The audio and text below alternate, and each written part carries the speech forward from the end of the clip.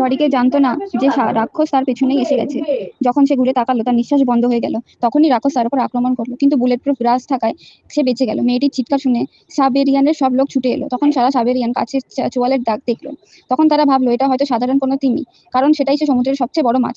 ঠিক তখনই সেখানে একটা আসল তিমিও এসে পড়ে, কিন্তু তার সঙ্গে একটা বিশাল হাঙরও এসে তিমিটার ওপর হামলা করে। বিজ্ঞানীরা বলেন এখন আমাদের ওপর ফিরে যেতে হবে, কারণ আমাদের সমুদ্রের অনেক গভীরে চলে গেছি, যেখানে একটা ভিন্ন জগতের অস্তিত্ব আছে। কিন্তু যখন তারা নিজেদের জাহাজে ফিরে এলো, সামনে যা দেখলো তাতে সবাই দেখে অবাক হয়ে গেল। সেই বিশাল মাছটি আগেই পৌঁছে গিয়েছে, সবাইকে টুকরো টুকরো করে ফেলেছে। অর্থাৎ এখন সেই মাছটি ওদের পেছনে পেছনে উপরের জগৎ পর্যন্ত উঠে এসেছে, যা মানবজাতির জন্য এক ভয়ঙ্কর হুমকি। তখন সেই মাছটি তাদের জাহাজের দিকে এগিয়ে আসছিল। সময় খুবই কম ছিল। তখন এক ভগবান ব্যক্তি একটা প্ল্যান করলো, যদি কোনোভাবে সেই মাছটিকে শরীরের একটা ট্রাকের লাগানো যায় তাহলে তাকে মারাটা সহজ হবে। এই কাজটি শুধু একজনই করতে পারবে। তাই লরির লেটারকে বলি পাঠার বানানো হলো। তাকে ট্রেকিং গান দিয়ে সমুদ্রে পাঠানো হলো। ট্রেকিং গানটির রেঞ্জ মাত্র 100 মিটার ছিল, তাই তাকে নিজের জীবনের বাজি রেখে হাঙরের একদম কাছে যেতে হলো। সুযোগ পেয়ে ট্রলারের হাঙরের শরীর জিপিএস ট্র্যাক করিয়ে দিল, কিন্তু এখন সে হাঙরের নজর পড়ে গেছে। সে আগেই নিজেকে দাঁড়িয়ে দড়িতে বেঁধে রেখেছিল। তাই টেলারের বন্ধুরা তাকে দ্রুত টানতে শুরু করলো। এখন টেলারের জীবন বিপন্ন। তখন ক্যাপ্টেন জাহাজটি সম্পূর্ণ গতিতে উল্টো দিকে চালাতে শুরু করলো, যাতে টেলারের টানার গতি দ্বিগুণ হয়ে যায়। একেবারে শেষ মুহূর্তে তারা টেলারকে উপরে তুলে আনতে সক্ষম হলো।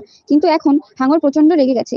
সে তাদের জাহাজ ধ্বংস করে দেওয়ার আগে ক্যাপ্টেন এক বিষ ভরা বোতল বের করে বললেন, এটা হাঙরের শরীরে ইনজেক্ট করতে হবে, তা না হলে আমাদের সবাইকে মেরে ফেলবে। তারা একটি মজবুত খাঁচা তৈরি করলো এবং এক মেয়ে 5 মিনিট অক্সিজেন নিয়ে নিচে পাঠালো, তাতে সে হাঙরের শরীরে বিষ ঢুকিয়ে দিতে পারবে। তার সঙ্গী জলের মধ্যে তাজা মাছের মাংস ফেলে দিল, যাতে রক্তের গন্ধ পেয়েও হাঙর আকৃষ্ট হয়।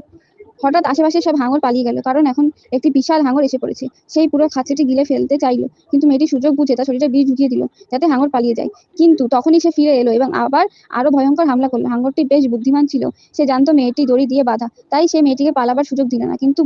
কিন্তু তার বন্ধুরা মেয়েটিকে টানার চেষ্টা শুরু করলো, কিন্তু হাঙরটা ওদের দিকে টানছিল।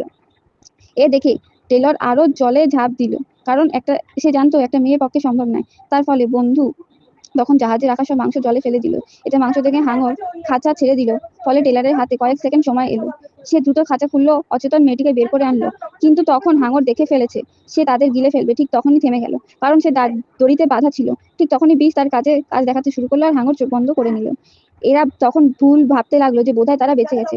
এখন এক টিপিক্যাল লোক সেই হাঙরের মৃতদেহ নিয়ে রিল বানাতে শুরু করলো। ঠিক তখনই সেই হাঙরের চেয়ে অনেক বড় একটা হাঙর এসে ওদের জাহাজে আক্রমণ করলো। সে এক গলায় সেই বড় হাঙরটিকে গিলে ফেললো, যাকে তারা এতক্ষণ বিশ্বের সবচেয়ে বড় মাছ ভাবছিল।